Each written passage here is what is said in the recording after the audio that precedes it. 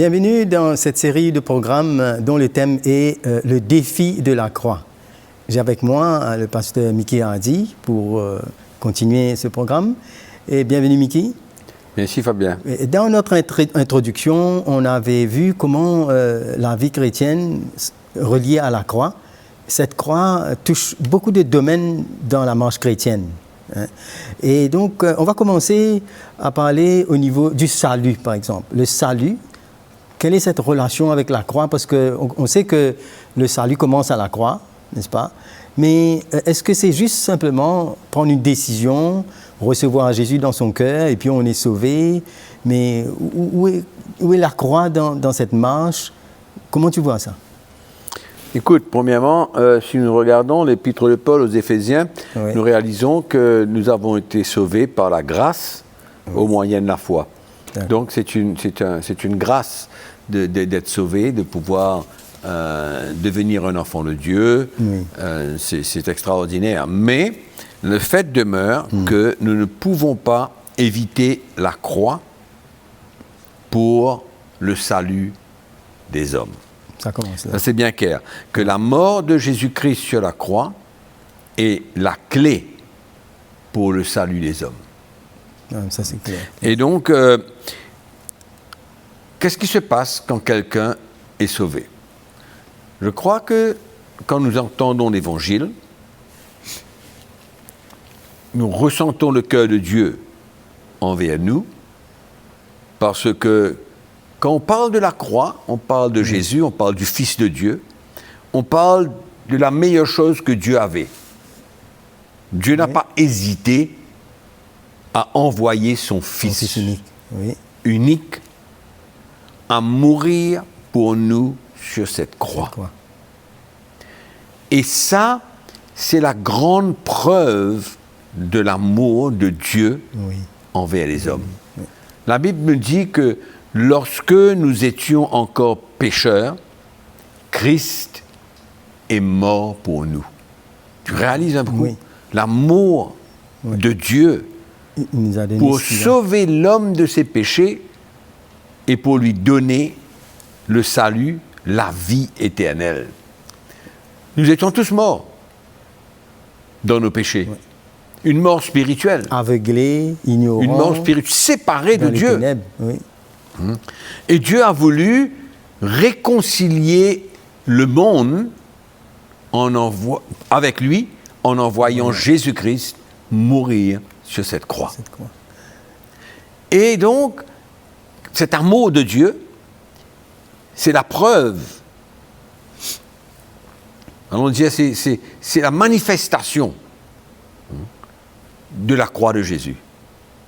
Quand il est venu, il a manifesté l'amour de Dieu. Et c'est ça qui touche le cœur de l'homme. Quand on réalise la nature de notre péché, la croix révèle la nature de notre péché. Nous savons que la loi aussi a révélé le péché dans l'homme, mais quand Christ est venu mourir pour nous et quand on entend l'Évangile, on ressent ce que Jésus a fait pour nous. C'est comme ça qu'on répond. Mickey, mais ce salut, ça c'est une œuvre de Dieu, ça. C'est pas une œuvre d'un homme. Cette conviction, il y a réellement la part de l'Esprit de Dieu qui nous convainc là. Et il nous montre la croix, n'est-ce pas? C'est le Saint-Esprit qui vient et qui témoigne à notre cœur l'amour de Dieu, qui nous montre notre péché, qui nous emmène dans cette conviction de péché, qui nous montre notre séparation avec Dieu, et qu'à travers la mort de Jésus-Christ, c'est le seul moyen d'obtenir le salut. Jésus a dit que je suis le chemin, la vérité et la vie. Nul ne peut aller au Père que par moi seul. Donc, le Saint-Esprit va nous convaincre de l'amour de Dieu pour nous, de notre état, suite à la mort de Jésus. Et c'est comme ça qu'on arrive à croire. Et qu'est-ce que ça emmène en nous finalement? La repentance. La repentance est le moyen pour nous d'être sauvés. Amen. Quand on voit ce que Jésus a fait pour nous, on réalise notre état et on se repent. C'est la même chose qui s'est passée première prédication de l'apôtre Pierre. Peut-être qu'on peut regarder ça un petit coup dans le livre des Actes. Les Actes, oui.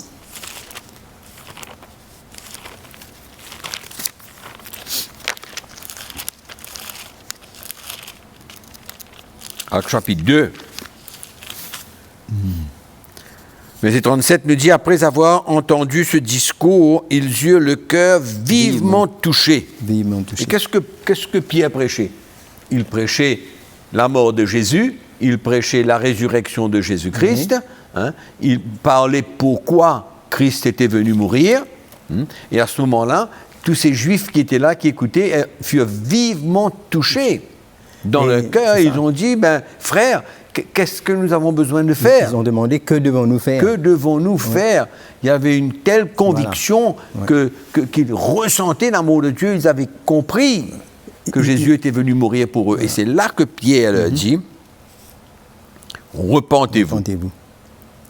Et que chacun de nous soit baptisé au nom de Jésus-Christ pour le pardon de vos péchés, et vous recevrez le don du Saint-Esprit. Fabien, c'est dommage aujourd'hui de voir qu'il y a beaucoup de gens qui sont à l'église, qui sont venus parce qu'ils ont entendu parler de ce qu'ils peuvent avoir à l'église. Et on leur a demandé de faire une prière. Mais il n'y a pas de conviction, il n'y a pas de repentance. Il n'y a pas eu l'horreur de leur péché pour se repentir. Il n'y a pas eu. Et c'est ça le problème d'aujourd'hui, qu'il y a beaucoup de gens qui sont même dans l'église et qui ne sont pas convertis. Parce qu'ils sont venus pour chercher quelque chose avec Dieu, que ce soit une guérison, c'est la bénédiction. Que ce soit une bénédiction, que ce soit un travail, que ce soit un garçon ou une fille pour se marier. C'est comme si qu'ils venaient à la boutique. La boutique pour acheter quelque chose avec Dieu. Encore au minimum, on peut dire, reçois Jésus comme ton sauveur, et puis... Voilà, et on fait une prière pour lui. Il n'y a pas une conviction, il n'y a pas un brisement, il n'y a pas une vraie repentance dans son cœur. De sa vie. Il part, et maintenant on a prié pour lui, et il n'y a pas eu cette conversion. Il n'y a pas eu cette repentance. Et nous voyons ici que l'apôtre Pierre est en train de vouloir dire que la repentance est la clé, de leur salut. Mais regarde, tu dis vivement touché. Ça veut dire que le cœur, même au fond, était vraiment bouleversé. Et ils ont réalisé la nature de leur péché et qu'ils avaient besoin du pardon et du sauveur. Exactement. D'être sauvés, le besoin. C'est ça que l'Esprit de Dieu les a emmenés à... Parce que moi, je crois que le salut, la nouvelle naissance, c'est un miracle extraordinaire de Dieu. Amen. Et je ne crois pas que quelqu'un qui est vraiment converti à Jésus-Christ peut oublier l'expérience de son salut, de la révélation de ce que Jésus a accompli pour lui à la croix, du don de sa vie. Moi, je me souviens, Fabien, tu dois te souvenir toi-même le jour de ton salut. Je réalise ça. Qu'est-ce qui s'est passé dans ta vie? Comment notre vie a été bouleversée. Moi, je me souviens ce jour-là, j'ai pleuré comme un enfant. De même. J'ai pleuré comme un enfant de voir mon état et de réaliser que j'avais été pardonné de mes péchés. Et que toute ma vie passée n'existe plus, et que j'avais été justifié par Dieu, j'étais maintenant quelqu'un de juste devant le Seigneur. C'était un trésor inestimable, un miracle. Quelque chose d'extraordinaire. Qui peut faire ça? Il n'y a pas la main de l'homme, c'est l'intervention du Saint-Esprit dans le cœur de l'homme, une régénération. Pour obtenir le salut et la vie éternelle. Exactement. Et c'est le plus grand miracle qu'une personne peut recevoir de la part de Dieu. Exactement. Et le Saint-Esprit, après nous avoir convaincus de nos péchés et nous tourner vers la croix, on a reçu ce témoignage que maintenant, nous sommes un enfant de Dieu, on est pardonné. C'est une grande joie. Exactement. Quelqu'un qui est né de nouveau ne peut pas se poser la question. Est-ce que je suis sauvé? Quelqu'un qui est né de nouveau, il sait qu'il est sauvé. Parce que c'est une expérience mémorable, inoubliable. La nouvelle naissance. Le pardon de nos péchés. C'est extraordinaire. Mais c'est malheureux qu'aujourd'hui, on voit dans les églises, dans beaucoup d'églises, des gens qui viennent et puis à un moment donné, ils partent, ils n'arrivent pas à se prendre racine. Pourquoi? Parce qu'il n'y a pas eu cette vraie conversion. Il n'y a pas eu cette vraie conversion. C'est comme Jésus a dit à Nicodème, si quelqu'un ne naît de nouveau, il ne peut voir le royaume de Dieu. C'est une nouvelle naissance par la croix, par ce que Jésus-Christ a accompli à la croix. Oui. Et là, on aime Jésus, on réalise comment Jésus a payé le prix pour nous, comment il nous a donné la paix, il nous a réconciliés. Et vraiment, c'est une autre qualité de vie, une autre la nouvelle naissance est une dimension spirituelle qu'on ne peut pas expliquer parce que c'est Dieu seul qui change le cœur de l'homme. Oui. Donc, Mickey, on peut dire que la repentance et la foi, c'est la clé. La clé. Non, pour notre salut. La clé pour notre salut. Et cette repentance, comment est-ce qu'elle vient? Tu vois, si on tourne un petit coup dans Isaïe chapitre 53, peut-être qu'on peut voir là-dedans comment Dieu a sacrifié son Fils. Et le prophète nous donne une description de la mort de Jésus. Pas simplement, allons dire, qu'il a été meurtri. Oui, physique et tout. Oui. C'est pas simplement cette mort physique, mais allons lire un petit coup dans le verset 5. Isaïe 53. Isaïe 53. Oui. Il dit, mais il était blessé pour nos péchés, brisé pour nos iniquités. Le châtiment qui nous donne la paix est tombé sur lui. Et c'est par ces meurtrissures que nous sommes guéris. Et le verset 6 nous dit, et l'Éternel a fait retomber sur lui l'iniquité de nous tous. Parce que nous étions tous errants comme des brebis, où chacun suivait sa propre voie. Mais Dieu le Père a fait retomber sur Jésus-Christ l'iniquité de nous tous. C'est extraordinaire, le plan de Dieu. Ça, oui. La richesse et la profondeur, la profondeur de cette croix, la profondeur de la mort de Jésus-Christ. Et il continue, et il dit au verset 10, « Il a plu à l'Éternel de le briser par la souffrance. » Donc il avait un prix à payer. Il fallait que ça se passe comme ça. Il fallait que ça se passe comme ça, il n'y avait pas d'autre moyen. Il fallait que le sang soit versé. C'est ça le plan. La malédiction, le châtiment est tombé sur lui.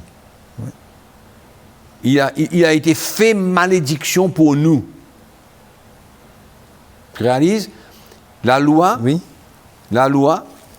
qui révélait le péché était devenue une malédiction pour nous parce que cette loi ça nous condamnait.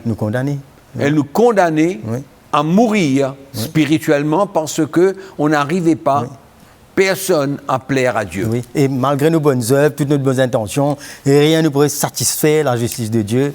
La loi nous condamnait. Rien. Et donc, la Bible nous dit qu'il s'est fait malédiction pour nous. Oui. À cause donc, du péché, il a pris la malédiction. La condamnation que reposait sur nous tous. Oui. Cette malédiction, c'est à cause de cette nature du péché depuis Adam qui est tombé sur... Oui, c'est ça. Et il s'est fait malédiction pour nous. Oui. C'est pourquoi Paul dit Christ nous a racheté de la malédiction de la loi. Extraordinaire ça. Ce que Dieu a préparé, a voulu, en se servant de son Fils.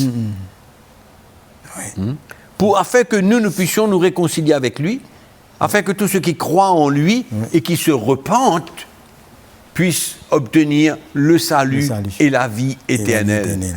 Donc la croix est incontournable. C'est la croix de Jésus, le message de la croix de Jésus, comme Paul dit. Il dit que je n'ai pas honte de la croix de Jésus-Christ, car c'est le salut. Finalement, quand Jésus il vient malédiction pour nous, il enlève cette nature du péché et il nous donne la nature de Dieu. Exact, absolument. Et là, non seulement ça, il nous enlève la conséquence aussi du péché. Exact. Tu sais, quand tu n'as pas la révélation de ce que Christ a accompli à la croix, de sa vie donnée, même que beaucoup de gens savent que Dieu existe, il existe. On voit autour de nous les montagnes, le ciel, la terre, les étoiles et tout ce qu'il y a autour de nous. Dieu existe.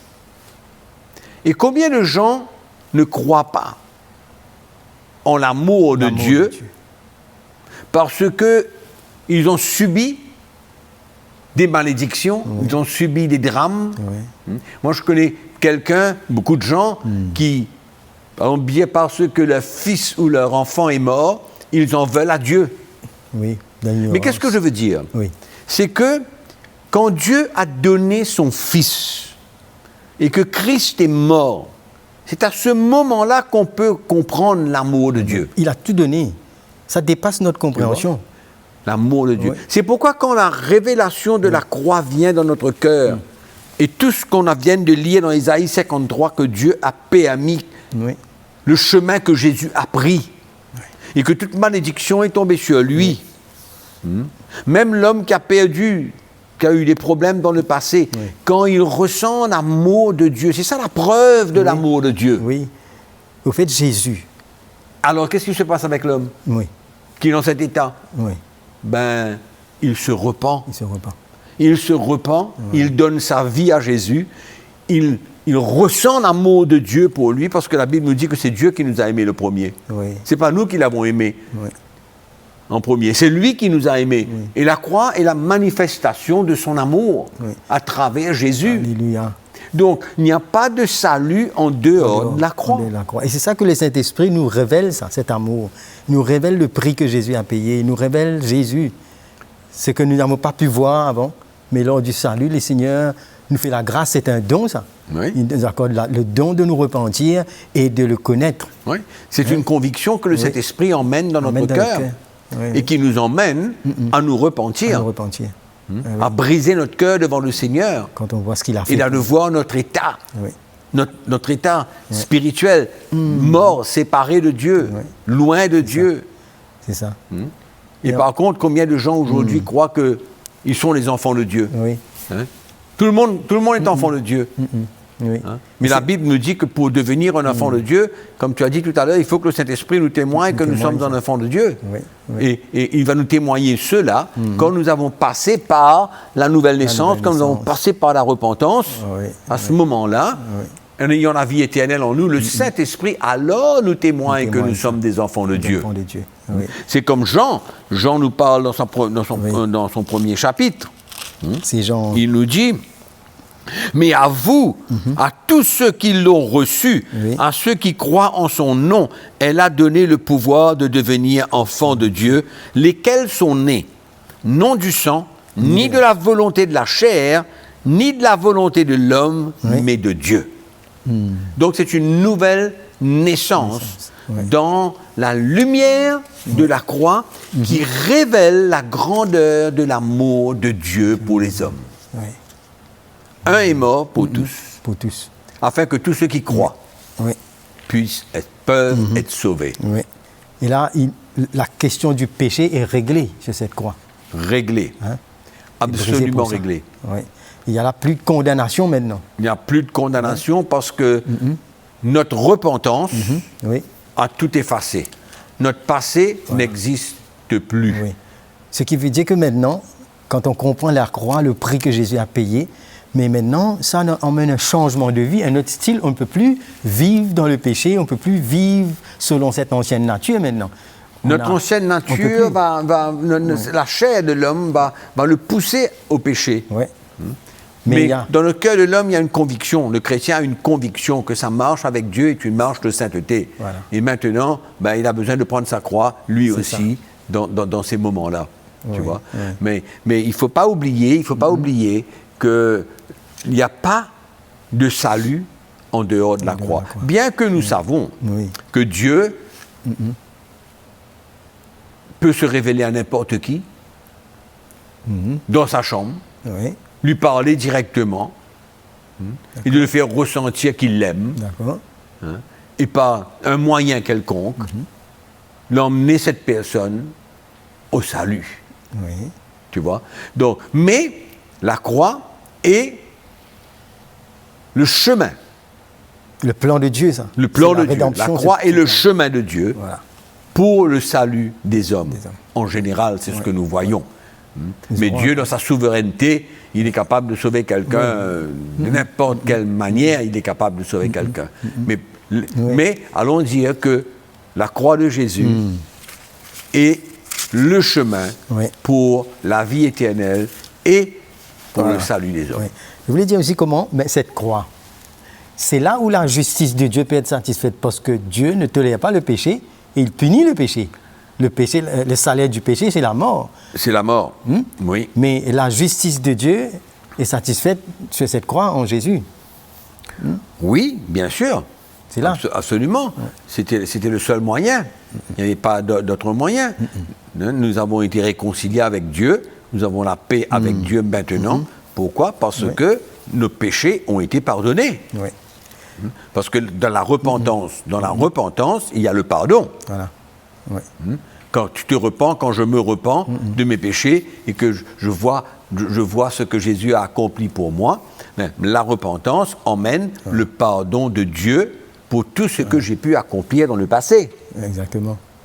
Donc finalement, mes péchés n'existent plus. Oui. C'est comme si que je n'avais jamais péché. C'est ça la justification. Amen. Parce que nous sommes devenus justes. Je crois que 2 Corinthiens chapitre 5 nous parle de ça. Oui.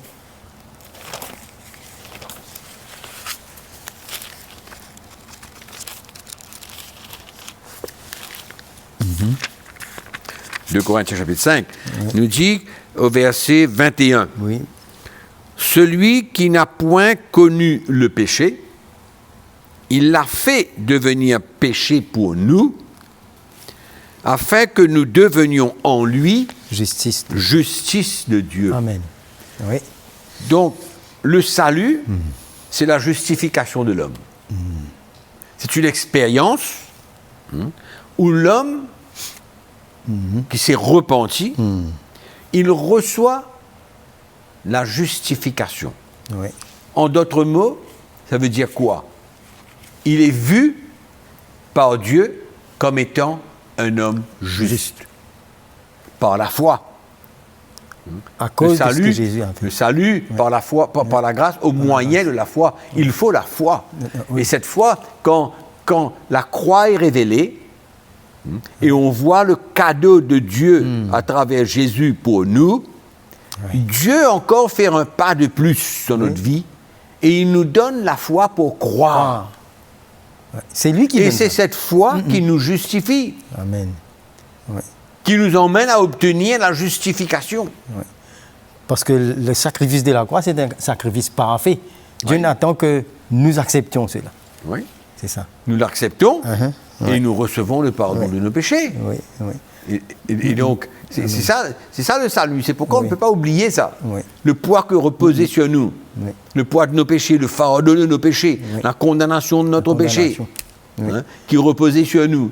Et quand on obtient le salut et le pardon de nos péchés à travers la repentance et la foi en Jésus-Christ, on ne peut pas oublier. Amen. On ne peut pas oublier. C'est pourquoi si on demande à un chrétien aujourd'hui, donne-moi un témoignage de ton salut. Il ne peut pas dire, tu sais, je ne sais pas trop, je ne sais pas comment ça s'est passé. Non. Non. Il y a un moment dans notre vie où on a eu à donner notre vie à Christ, accepter de le suivre et lui donner notre vie et se repentir de notre péché et croire en lui, le Fils de Dieu. Amen. Il y a un point que je voulais juste soulever, c'est que la croix, le salut, ça nous emmène une coupure avec notre passé. Toute condamnation et notre passé, c'est important. Beaucoup de chrétiens, des fois, comme si on a tendance à remuer le péché pour aller essayer de voir. Il y a certaines doctrines, certaines choses qui nous emmènent à essayer d'aller dans le passé pour voir qu'est-ce qui s'est passé.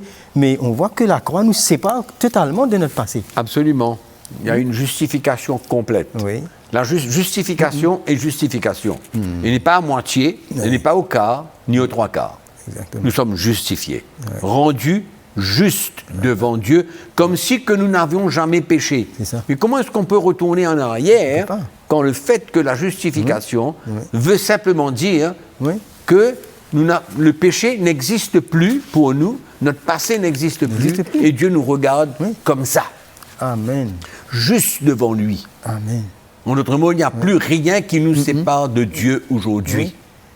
Tout ce que nous avons fait. Nous sommes devenus des enfants de Dieu.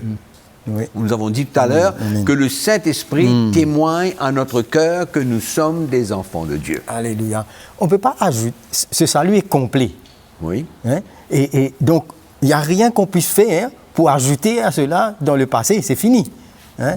Et en même temps, il y a un peu que je voulais ajouter dedans, c'est que maintenant, concernant, il parle que nous sommes délivrés, nous sommes assis avec Jésus-Christ maintenant, nous sommes délivrés de la puissance du ténèbre, n'est-ce pas?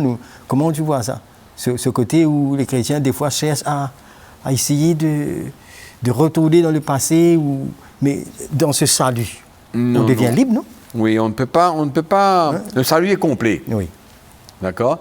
Il est complet, dans le sens où, on va aller un petit peu plus devant, dans le sens où nous sommes pardonnés de nos péchés, de tout ce que nous avons vécu, jusqu'au moment où je suis sauvé, et Dieu nous assure aussi le pardon de nos péchés futurs. Amen. La Bible nous dit dans 1 Jean, il nous parle que le sang de Jésus nous lave et nous purifie de tout péché.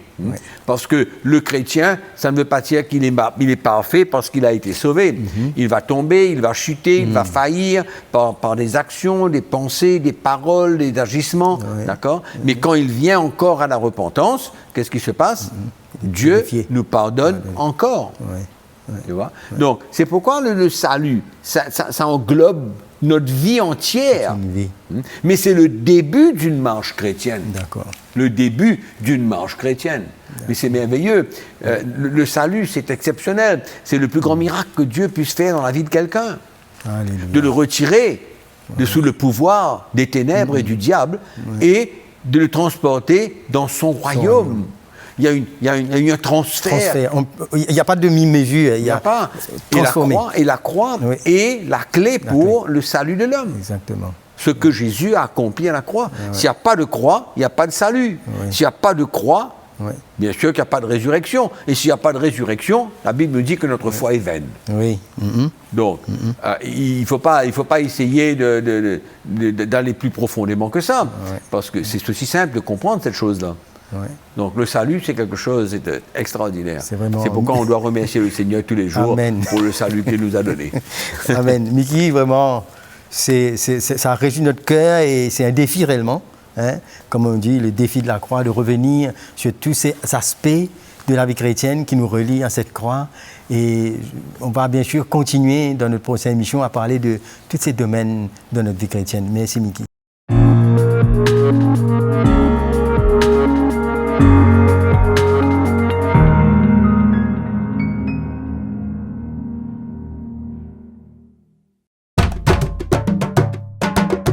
Pour plus d'informations, visitez le www.ctmi.org.